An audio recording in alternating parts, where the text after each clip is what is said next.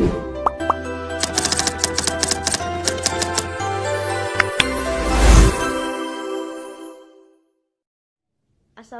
warahmatullahi wabarakatuh. Kami dari kelompok 3 Bahasa Indonesia ingin menyampaikan materi kami, yaitu tentang ejaan yang disempurnakan atau EYD dan Pedoman Umum Ejaan Bahasa Indonesia atau PUEBI. Berikut learning outcome atau capaian pembelajaran. Yang pertama yaitu mahasiswa diharapkan mampu memahami tentang ejaan yang disempurnakan atau EYD dan Pedoman Umum Ejaan Bahasa Indonesia atau PUEBI. Yang kedua, mahasiswa mampu memahami perbedaan ejaan yang disempurnakan atau EYD dan Pedoman Umum Ejaan Bahasa Indonesia atau PUEBI. Berikut materi-materi yang akan disampaikan oleh teman-teman saya. Baik, di sini saya akan menjelaskan ejaan yang disempurnakan. Dalam Kamus Besar Bahasa Indonesia, ejaan yaitu kaidah dalam menggambarkan bunyi-bunyi atau yang bisa dibilang kata, kalimat, dan lain sebagainya dalam bentuk tulisan, huruf-huruf, serta penggunaan tanda baca. Dalam ejaan yang disempurnakan terdiri dari 5 pembahasan, yaitu pemakaian huruf kapital dan huruf miring, penulisan kata, penulisan unsur serapan, dan penggunaan tanda baca. Selanjutnya, ejaan yang disempurnakan atau EYD. Yang pertama, pemakaian huruf. Pemakaian huruf dalam alfabet Latin adalah 26 buah, sedangkan jumlah fonem dalam bahasa Indonesia adalah 28 buah. Alfabet mempunyai 2 jenis huruf, yaitu huruf konsonan dan huruf vokal. Adapun huruf vokal adalah A, I, U, E, O, sedangkan huruf konsonan adalah huruf yang selain huruf vokal. Contohnya, kata makan terdiri dari huruf vokal yaitu AA dan huruf konsonan yaitu MKN. Poin kedua yaitu pemakaian huruf kapital dan huruf miring. Huruf kapital adalah huruf yang ditulis dengan menggunakan huruf besar. Huruf besar disebut juga sebagai huruf kapital yang mempunyai aturan tersendiri dalam tulis-menulis, karena tidak semua tulisan dicetak atau ditulis dengan menggunakan huruf kapital. Selanjutnya, saya akan membahas tentang penggunaan huruf kapital. Huruf kapital atau huruf besar punya aturan khusus dalam penulisannya. Pada poin pertama, huruf kapital di awal kalimat. Contoh, saya pergi ke pasar. Kata saya diawali huruf kapital yang berada di awal kalimat. Yang kedua, huruf kapital di awal petikan langsung. Yang ketiga, huruf kapital untuk nama Tuhan, kitab suci, dan kata ganti Tuhan. Contohnya, Allah Maha Pengasih, kita berdoa kepadanya. Kata Allah Maha Pengasih dan-nya ditulis kapital. Yang keempat, huruf kapital pada nama gelar kehormatan, keturunan, dan keagamaan yang diikuti nama orang. Baiklah, di sini saya akan membacakan tentang pemakaian huruf miring. A. Nama buku, majalah, dan surat kabar yang dikutip dalam karangan ditulis dengan huruf miring. Majalah Tempo dan surat kabar harian. B. Dipakai untuk menegaskan huruf bagian kata atau kelompok kata. Huruf pertama kata pergi adalah P. Buatlah contoh paragraf dengan judul kupu-kupu. Kupu-kupu adalah serangga yang dikenal karena keindahan sayapnya yang berwarna-warni. Proses metamorfosisnya yang mendalaminya dari telur menjadi larva, kemudian pupa, hingga akhirnya menjadi kupu-kupu dewasa, merupakan salah satu keajaiban alam. C. Nama ilmiah atau ungkapan asing yang belum disesuaikan ejaannya. Nama ilmiah manggis adalah Cardina mangostana. Contoh lain adalah ungkapan Tutwuri Handayani, merupakan semboyan pendidikan. Dan selanjutnya ada dengan ejaan yang disempurnakan atau YD. Penulisan kata. Kata atau morfem adalah gabungan atau kumpulan dari beberapa huruf, baik itu huruf konsonan maupun huruf vokal. Kata bisa merupakan bentuk huruf-huruf bebas yang biasa disatukan dengan huruf yang lainnya. Kata juga merupakan bentuk-bentuk bahasa terkecil yang dapat berdiri sendiri.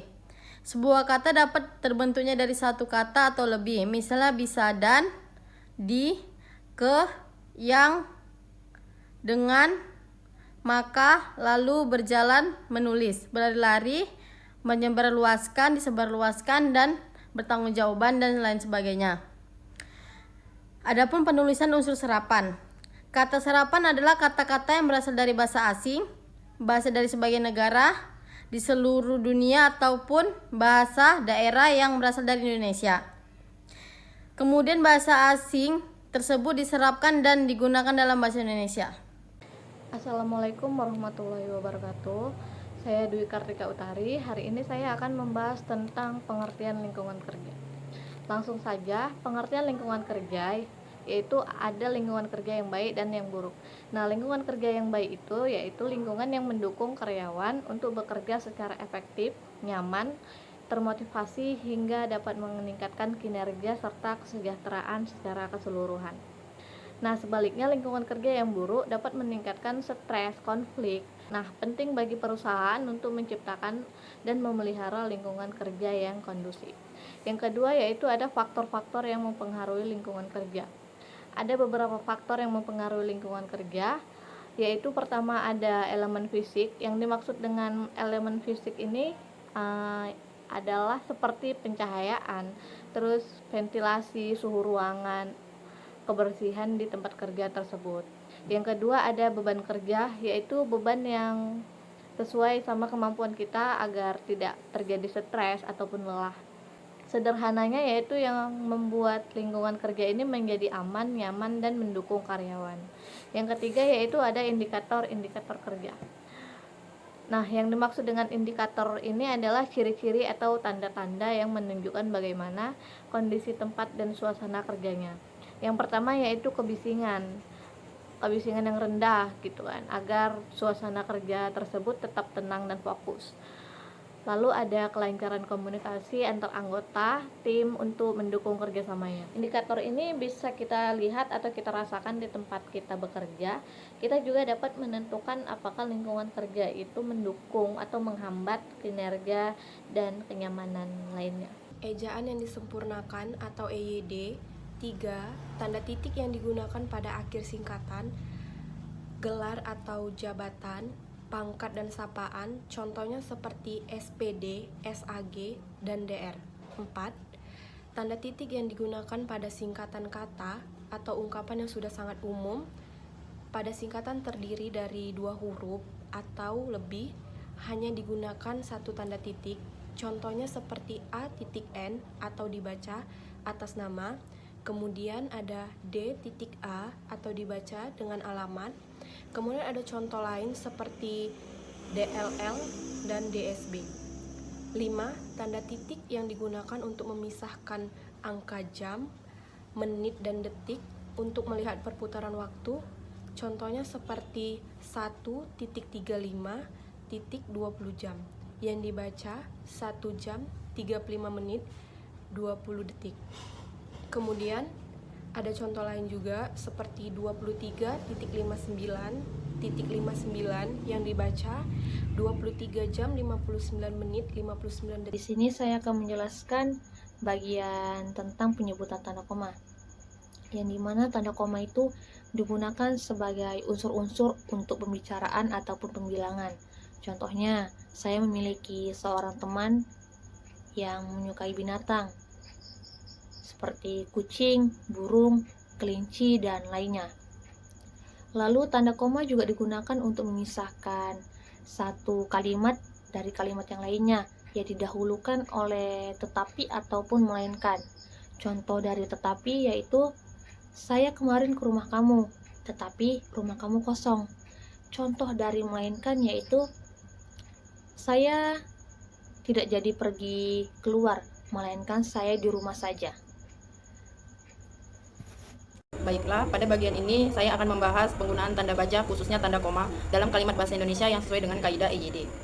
Poin ketiga, tanda koma digunakan untuk memisahkan anak kalimat yang mendahului induk kalimat. Perhatikan bahwa tanda koma hanya digunakan jika posisi anak kalimat berada di awal. Contohnya, kalau hari hujan, saya tidak akan datang. Namun jika posisi anak kalimat berada di belakang atau mengiringi induk kalimat, tanda koma tidak digunakan. Contohnya, saya tidak akan datang kalau hari hujan. Penting untuk diingat bahwa letak anak kalimat sangat menentukan penggunaan tanda koma. Poin keempat, tanda koma juga digunakan setelah kata atau ungkapan penghubung antar kalimat yang berada di awal kalimat. Ungkapan seperti oleh karena itu, jadi, meskipun begitu, lagi pula, dan sebagainya. Contohnya, oleh karena itu, kita harus berhati-hati. Koma digunakan untuk memisahkan penghubung ini dari bagian utama kalimat. Poin kelima, yang terakhir, tanda koma digunakan setelah kata-kata seru, seperti oh, ya, wah, aduh, kasihan, dan sebagainya. Jika kata-kata ini berada di awal kalimat, kita bisa memberikan contoh seperti, oh, begitu ya. Fungsi koma di sini untuk memberikan jedah dan menunjukkan ekspresi. Sekian. Saya akan melanjutkan ejaan yang disempurnakan. C. Tanda titik koma. Ada dua pengertian dari tanda titik koma. Yang pertama, tanda titik koma dapat digunakan untuk memisahkan bagian-bagian kalimat yang sejenis atau yang setara. Misalnya, malam makin larut, pekerjaan belum selesai juga. Dan yang kedua, tanda titik koma juga dapat digunakan untuk memisahkan kalimat yang setara di dalam suatu kalimat majemuk sebagai pengganti kata penghubung. Misalnya, ayah mengurus tanaman di kebun, ibu sibuk bekerja di dapur, Adi menghafal nama-nama pahlawan nasional, dan saya sendiri asyik mendengarkan siaran. Itu saja yang saya sampaikan. Terima kasih. Baiklah, saya Dwi Nawangsari akan melanjutkan penjelasan EYD pada tanda titik 2, di mana pada tanda titik 2 memiliki beberapa aturan. Yang pertama, tanda titik 2 digunakan pada akhir suatu pernyataan lengkap bila diikuti rangkaian atau pemberian. Nah, tanda titik 2 ini memiliki ciri khas, yaitu kalimat sebelum titik 2 ini bisa berdiri sendiri sebagai kalimat utuh. Selain itu, tanda titik 2 ini juga bisa digunakan untuk menekankan pemberian setelah kalimat tersebut. Nah, pada aturan yang kedua, tanda titik 2 ini digunakan sesudah kata-kata atau ungkapan yang memerlukan pemberian. Adapun ciri khasnya yaitu tanda titik 2 dipakai setelah kata atau ungkapan khusus, bukan setelah kalimat lengkap. Selain itu juga kata atau ungkapan itu secara makna menuntut pemberian setelahnya. Jadi, tanda titik 2 dipakai untuk memperkenalkan penjelasan atau rincian setelah ungkapan yang memerlukannya. Terima kasih. Pedoman umum ejaan bahasa Indonesia atau WEB.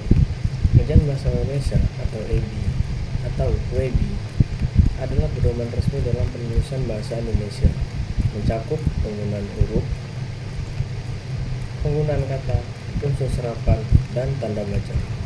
Pedoman ini sangat penting dalam penulisan karya ilmiah seperti skripsi, artikel, jurnal, dan disertasi, karena menurut ketelitian dan penggunaan bahasa yang benar. Dengan mengikuti WEB, penulisan menjadi lebih terstruktur, rapi, dan sesuai kaidah bahasa Indonesia yang baik dan benar. Baik, kita masuk ke pedoman umum ejaan bahasa Indonesia. Ejaan bahasa Indonesia atau IBI adalah tata bahasa dalam bahasa Indonesia yang mengatur penggunaan bahasa Indonesia dalam tulisan, mulai dari pemakaian huruf, penulisan kata, penulisan unsur serapan, dan serta penggunaan tanda baca.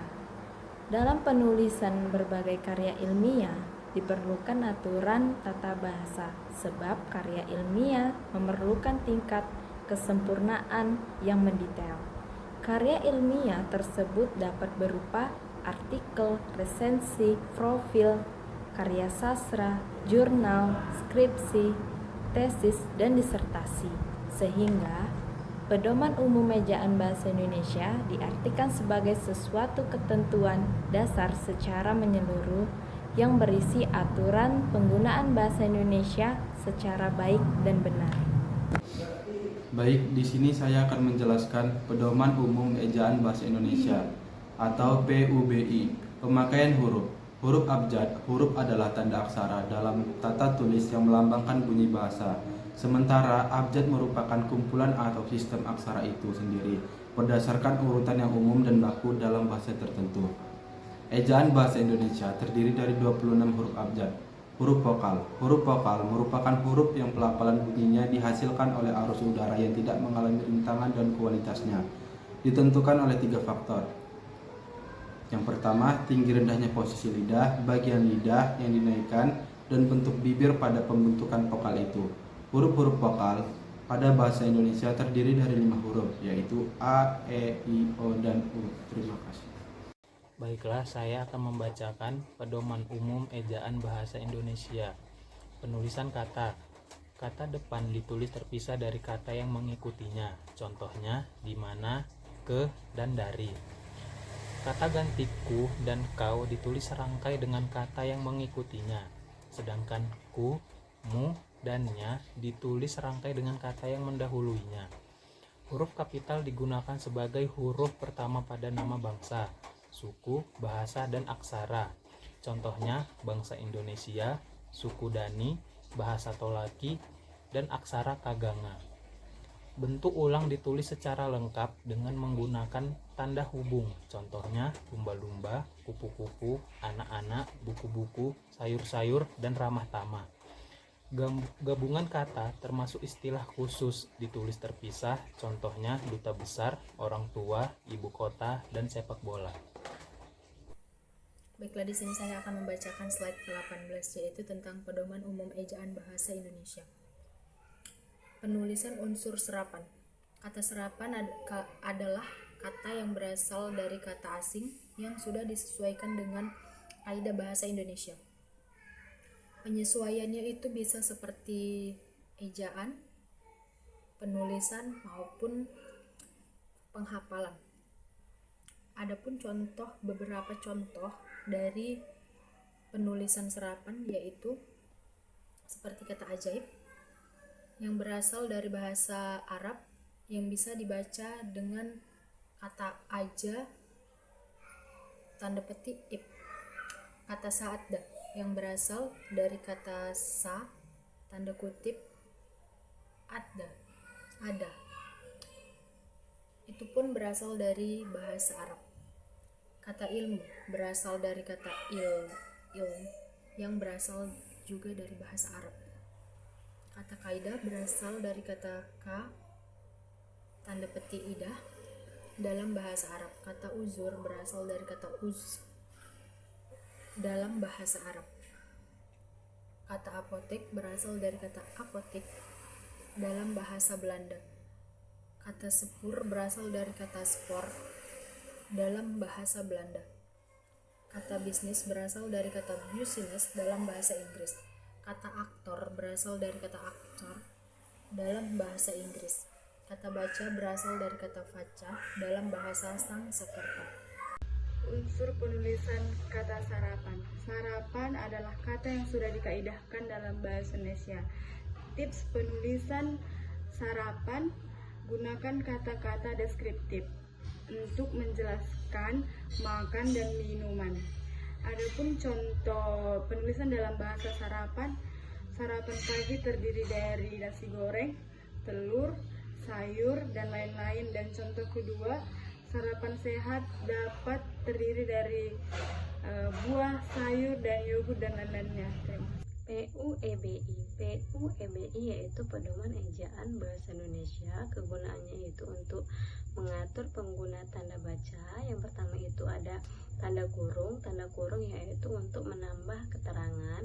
Contohnya itu huruf besar semua, PKM yaitu program kreativitas mahasiswa. Yang kedua itu ada tanda garis miring yaitu biasanya itu untuk menggantikan kalimat dan atau setiap. Contohnya yaitu huruf besar semua, ID garis miring IRT. Kemudian yang ketiga itu ada tanda seru yaitu biasanya itu untuk menunjukkan terkejut. Contohnya itu astaga.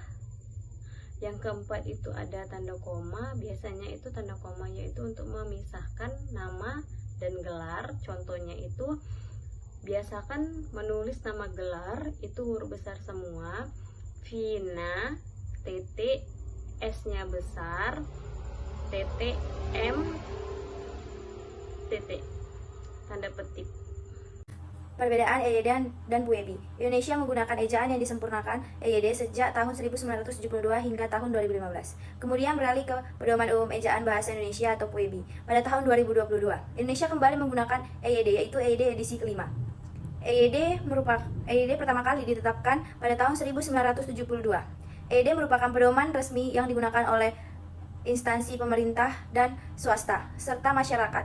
EYD mengalami beberapa kali permutakhiran, yaitu menjadi pedoman umum EYD edisi kedua pada tahun 1987, pedoman umum EYD edisi ketiga pada tahun 2009, dan pedoman umum ejaan Bahasa Indonesia atau PUEBI edisi keempat pada tahun 2015. PUEBI berlaku sejak tahun 2015 hingga 2022. PUEBI diatur berdasarkan Peraturan Menteri Pendidikan dan Kebudayaan Republik Indonesia Nomor 50 Tahun 2015. Baik, di sini saya akan melanjutkan perbedaan EYD dan PUEBI.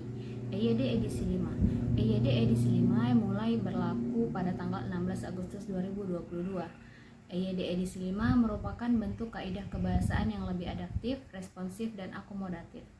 Pedoman EYD adalah pedoman ejaan bahasa Indonesia yang sudah berlaku sejak tahun 1972.